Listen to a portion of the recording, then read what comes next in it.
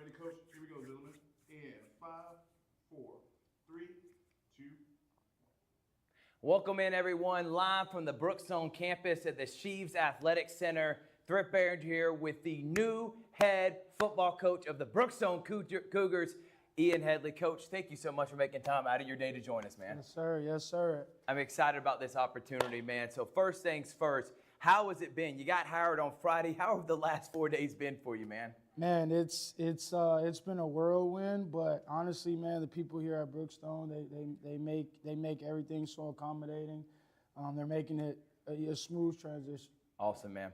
All right, so in this interview, as you know, if you watch Georgia Alabama Sports Live, it's about guys like Coach Headley telling their stories. So, Coach, let's go from the very beginning. Yes, Where are sir. you from? Where were you born, man? And then tell us about your playing days, where you've been coaching over the last years that led you ultimately to this Brookstone job. Yeah, absolutely. So I was born in Delray Beach, Florida. Okay. So that's a little city in Palm Beach County.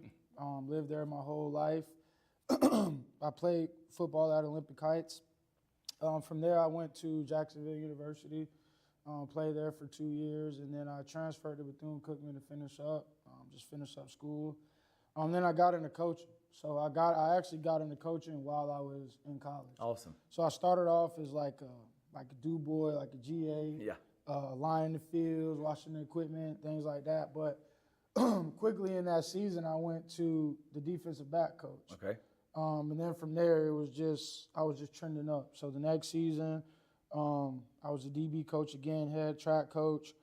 But I knew I always wanted to still be involved in the game. And while I was doing that, I was training athletes at the same time, just to stay in it. From there, we were really good at Warner. We were ranked number 1 and number 2 in the state in our class. And we lost in the regional semifinals both years. From there, I went to Matter Academy in Miami with Rocco Casulo, who coached at St. Thomas Aquinas. Yep. We were very successful there. And then when I left there, man, I went back home to Palm Beach County to start Epic Elite 7-on-7, which was just giving athletes in Palm Beach County and South Florida an outlet and the opportunity to showcase their skills. My wife, Harella, actually helped me out with that. Awesome. She's like the head coach of that. She handles all that, and she makes it run super smooth. And we've been doing that for the last 10 years. Oh, wow. Helping multiple kids get to college, traveling all over the country, just helping kids see something else other than South Florida. Right. Gaining exposure in the whole 9 yards. And Awesome. from there, I was at Boca High spent a little bit of time at Boca High. Prior to that, I was at Spanish River, the place where I'm coming from now. Right. And then I went to Boca. Then after Boca, I was like, I'm just going to focus on my program, my Epic Elite. So we grew it to a really good point. We were on the national level, getting sponsors and all that.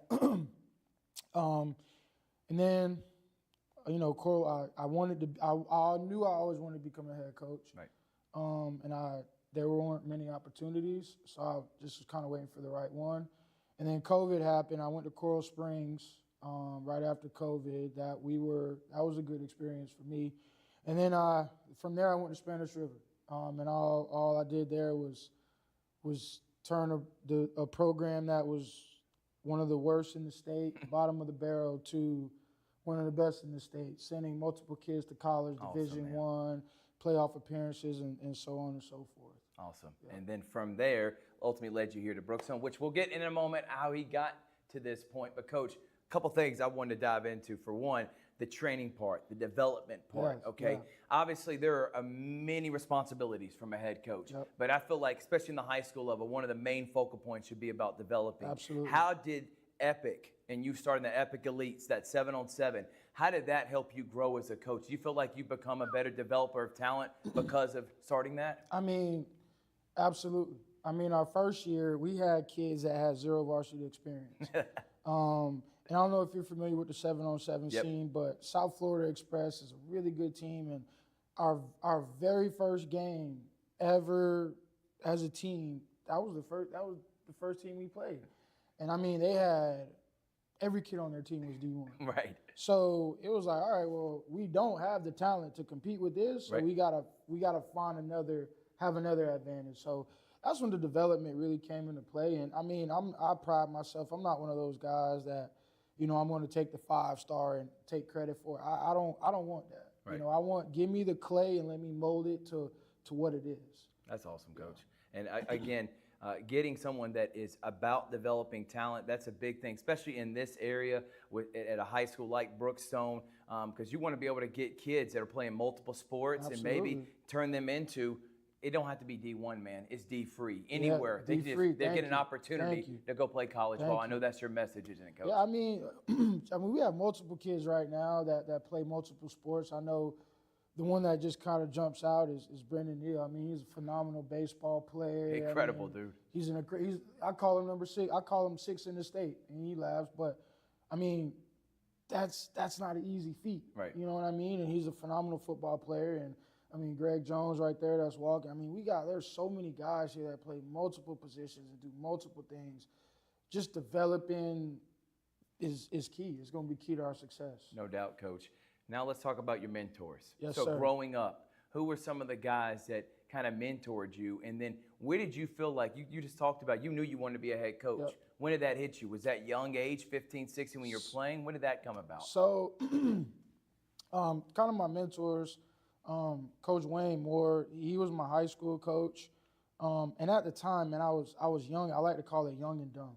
Yeah. So I didn't really kind of know, like, I didn't know what my coaches were preparing me for. I didn't know what they were trying to get out of me, and I didn't know what they saw in me. I just know, like, I want to play, and you're not playing me, so this is dumb.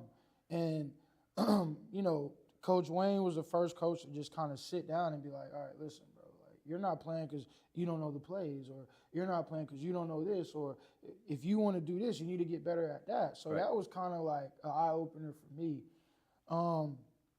And then, like, man, my Uncle Keith, he, passed away numerous years ago. But when I was a kid, I remember just sitting on the couch and we're just watching football. Yeah.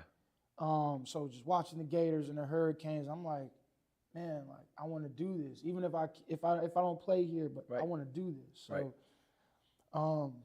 it's kind of, man, I think it's my passion. Right. Everybody's got a calling, and I wholeheartedly feel like this is my calling. I tried a lot of other things, but this is the only thing that fits me. Yeah, and someone that I look up to, man, gave me this advice. If you can find that happy medium where you're actually working, you're making money, but you're doing what you love to do, it's not really work at that point, man. And I feel like you found, and not a lot of people get to go do their calling, what they're made to do. I feel like this right here, talking for a living, I love talking, man. It's like that was my calling, but I feel like for you, this was it, man. And I know you've been appreciative of that fact, haven't you? I mean, yeah, absolutely. And again, I just, for me, it's like at the school I left prior to this, we had a kid, Blake Wallace, phenomenal kid. And I remember his freshman year, I was like, dude, you are a D1 wide receiver. Right. And he didn't see it, but I saw it. Now that young man is playing Division I football, just got done with his spring game, and it's like, wow. Right. And even he's like, man, Coach, thank you so much. Like, it's surreal. Like, I go here and people know who I am and they want pictures. And all I tell them is be a blessing. Yeah. Use your platform to be a blessing for somebody else to do good. Right now you got a lot of influence, so make sure you're doing the right thing. So that's truly why I coach. Yeah. Is to just change these young men walking around. Yeah, change your lives, man. Change their lives, I'm glad you brought that up, because I had a coach tell me, it's like he was trying to get someone else into coaching. He told them that gratification of getting a kid to believe in themselves, getting them to have that. It's one thing for you to self-motivate yourself, like, hey, I can do this. When you can get someone else to do that and believe in themselves, Coach, I think that's even better than winning a state championship, man. Like what you just said, having a guy that didn't think he's going to play college ball to go to D1, not saying you're beating your chest, I did this. No, but that's got to feel good, doesn't it? I mean, and again, a credit to him for believing in what we were trying to get him to believe in. So, and just on the mentor, Steve Allen, the guy that the coach I worked for at Warner Christian, phenomenal coach. And he actually told me, he was like, "You're gonna be a head coach one day." And he wrote it like, and I had it in my wallet, and I wrote the date. I think it was like 2013. He's like, "You're gonna be a head coach one day." That's awesome, man. And he's in the Florida High School Hall of Fame. So for him to tell me that just, it meant the world to me. Yeah, no doubt. So him and Coach Rocco Casulo, man, these are all South Florida legends, solid guys, and for them to give me their stamp of approval just lets me know that I'm doing it the right way. You're rocking, you're rolling. You got a head coaching job already, Coach, down there. And then all of a sudden, this opportunity came open. So kind of paint the picture, if you will, of like how this came about, how a guy from South Florida is here at Brookstone. So in full transparency, we were getting ready for spring ball back down south, and I had no intentions of leaving. We had a great team. We were, great pieces together. We were young, but our young kids were super talented. And, I get an email. So, just diving into it. And, really not thinking of it because, again, like I knew how good we were going to be. Right. But I told myself, I'm like, for me to take this opportunity, they have to check every single box. Not one box, not two, not three, every single box. And when I came to Brookstone, I was like, okay. And I rode around the city, and then you talk to the people, and then the boxes just start checking off. They just start checking off. That's awesome, Coach. I mean, I took a walk down to the football field today, and it was just like, wow. Yeah. Just wow. Yeah, it's beautiful, man. The facility is great. The blue field. I mean, man, come on now. That B and that blue, man. Blue's my favorite color. Right. So just that B and the blue and the facilities and the people and the kids. Yeah. I know. And it's awesome that you're here and you're passionate, you're excited, but hey, the time's working kind of against you for this year. So I know you got to get the ground rocking and rolling, man. Absolutely. And I know you're blown away, and it's kind of it looks like a perfect marriage made inside you coming here and excited about it. But now that you've seen the school, is it also, you got to have good administration. Absolutely. You got to have people that believe in it. It can't just be, hey, we got all the great resources. Yeah. You got to have from admin, from Mr. Heil down, all on the same page. You feel like you got that when you decided to come here. Absolutely. The fact that Taylor's in here, with this, setting up this interview, and making sure I'm on time and making sure, hey, we know you've been ripping and running. Have some water, take a break. Like, sometimes people take those things for granted, but it's refreshing to just be in a place where people genuinely care about you. Right. You know what I mean? They care about your well-being. Like, nah, man, you've been ripping and running for 3 hours. You need to go eat. Right. Like, you ain't doing no more interview, no more. Go eat. Right. And that's refreshing. Right. And that's gonna make you work 10 times harder because everybody here's got your back. Timeline in terms of staff. Obviously, you just got hired last week, man. So I know you probably got 500 million phone calls. I don't know, because this is a very coveted job, Coach. So timeline with staff, and this is also a cry out to people in the community that may be interested in coming and under your leadership. How is that working now for the next couple of weeks, months? So right now we're we got some ads out, and again I'm getting tons of interest. Just got to make sure it's the right fit. Obviously, we have great coaches here already on staff. Okay.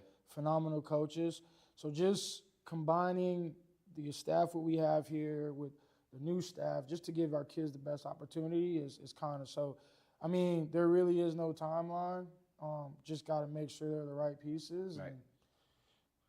And I have a plan in place. Right. So I know we'll be okay. Yeah, no doubt, Coach. And for you and your family, let's go there. As you may mention, talking about your wife, who is really the head coach of the Epic 7-on-7. Yep. This is your opportunity, like I say, for all coaches, because if you don't have a wife that believes in what you're doing, because it is tough being a coach's wife, the amount of time and hours you have to put in to your profession. You got to have someone that believes in you. You also got 2 beautiful kids. So talk about your family, man. So, man, just, again, another blessing. My wife, she's amazing. Awesome. Again, she's the head coach. So even with this opportunity, just kind of second guessing myself, her just reassuring me and giving me the confidence and just assuring me that she's got my back. And the family's behind me, and man, she every step she's behind me. Awesome. College tour 7-on-7. She's right there. She's got my back, and that makes doing this a lot easier. You know, she's involved with the kids. She cooks for the kids. You know, if they need to gain weight, I'm bringing in 4 bags of pasta for them. You know, kind of getting upset because they're eating my food too. Right.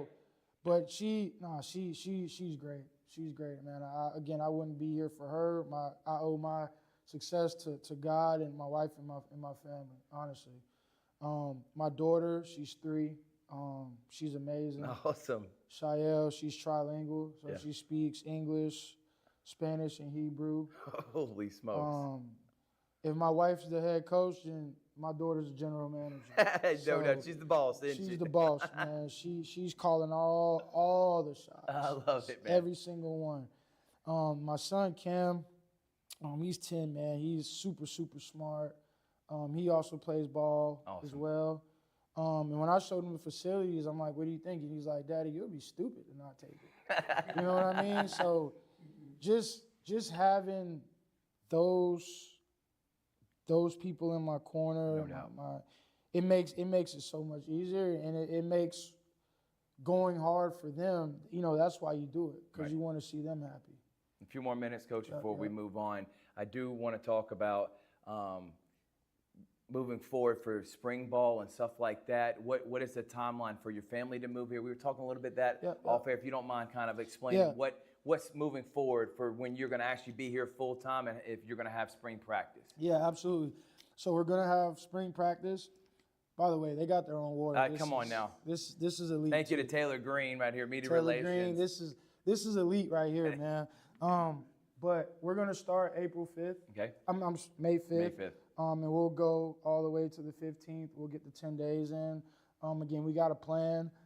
We had a meeting today. We had about 60 varsity kids. So you've already talked to the guys. So how was that meeting, Coach? Oh, man. Oh, my God. They were excited? We're ready to rock and roll, for sure.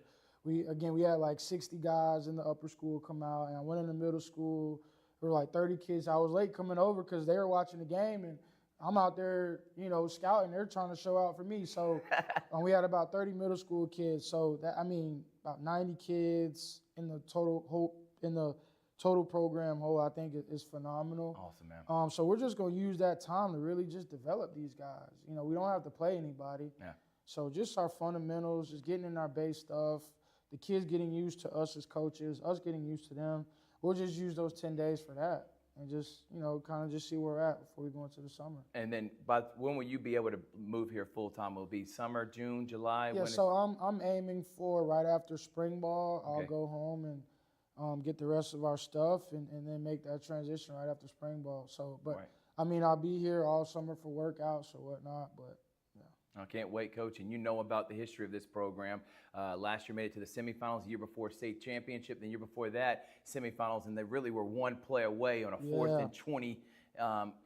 Incredible play. But I do got to ask, man, about that rivalry, because there's a jug in there called the Brucelli jug. Yeah. And I know when you got this job, one of the main things was beating Pacelli. And like every time we do media days, I mean, that's a big goal for not just Brookstone, but for Pacelli too. So have you kind of got a feel for that rivalry, man? So in the interview process, they kept that part away from me. But now I know. And again, at Spanish River, we had some very heated rivalries that carried out in all sports. So I'm ready for it. Yeah. You know, the jug is here and it needs to stay here. Yeah. But again, I'm not one of those guys. I'm not going to go on social media. I'm not giving nobody no bulletin board material. Absolutely we're not. here to play ball, and we're going to enjoy the rivalry. You know what I mean? We're going to turn it up. Yeah, no doubt, Coach. And by the way, they just hired a new head coach this year, too. So we Absolutely, got 2 new first-year head coaches. That's going to be pretty incredible, man. I mean, look, last night, because of all this rivalry stuff, I started reading up on him and just kind of get a beat. So Yeah, he's a pretty good coach, too. Oh, so yeah, I cannot wait to see y'all have battle He's now. a phenomenal coach. Yes, sir. He's a legend. Yeah, yes, sir, man. He's a great coach. And he's been at places like public schools just like yourself. Oh, yeah. All right, now this is for the community on Coach. What does an Ian Headley coach football team look like? You talked about you started the defensive side, but I know offensively you're adapting to the time. So you don't have to give me exactly how strategically you're going to play, but Okay. what would your team culture-wise, So- everything else going to look like, man? Offensively, we are going to be super, super aggressive. We're going to play fast. That's the only thing I know. Right. So that's what we're going to be. We're going to throw the ball. We'll have some balance. Kind of got me in trouble at my old place, but we scored 90 points in the game before. So we'll be explosive. And I feel like defense feeds off that. And defensively, we're going to be aggressive. Right. We're going to fly around. And we're going to know, we're going to be aligned, and we're going to know exactly what we're doing. But as you're speaking to the kids today, it's the little things. Yeah. Because again, they're not trying to win 5 games. Right. They're trying to win a state title. Right. So right now, it's not really, it's the little things. Right. So the little things is going to be the key to all we're doing. No doubt. It's little things, because those little mistakes can turn to big mistakes, and it can begin like an avalanche, man. So you want to make sure you nip those things in the bud, because a 5-yard penalty may not seem a lot at the time, but it could derail an entire drive. It could How derail- those things are, it Coach. could knock you out of field goal range, put you in 3rd and long, 4th and long. Right. So, Little things got to be attention to detail. Attention to detail. And again, we talked about it today as the team. Right. The thing is, these kids, they're bought in. Right. They're already winners. Yeah. So they're hungry to just be champions now because they're already winners. Right. So that makes it easier. Yeah, no doubt, Coach. All right. We're sitting here with new head coach of the Brookstone Cougars, Ian Headley. Coach, before we wrap it up, is there anyone in the interview process that you would like to shout out to? I know there's been a lot of names. You don't have to shout out anyone, but I just want to give you an opportunity to thank anyone or shout out anyone that you may want to here in this interview. Man, my wife, just kind of navigating through all this process. Right. My mom, because she's definitely my listening ear, and she's my biggest supporter. Right. So just having her approval is important. My coaches, Coach Wayne, Coach Allen, Coach Rocco, the whole Brookstone admin staff, Mr. Hill, Ohio, just Cindy, just the whole 9 yards. Yeah. Just everybody involved with it that helped made it possible. Yeah. Absolutely. Yeah, no doubt, man. And again, thank you to Mr. Heil, Sydney Tote.